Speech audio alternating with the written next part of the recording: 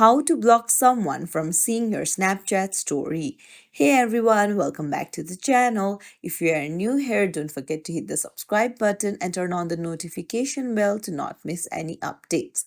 So let's dive right in. First things first, open up your Snapchat app and then go to your profile icon on the top left corner of the screen, and then you can see add to my story friends only option, and beside that there are three dots. Tap on it and then go to story settings, and here you can see my friends and custom option. Tap on custom, and then here your friend list will open up, and choose the person that you want to block from seeing your Snapchat story, and then hit block.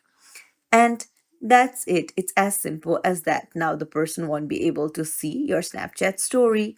If you found this tutorial helpful, don't forget to like and subscribe to our channel for more tips and tricks. Thank you for watching.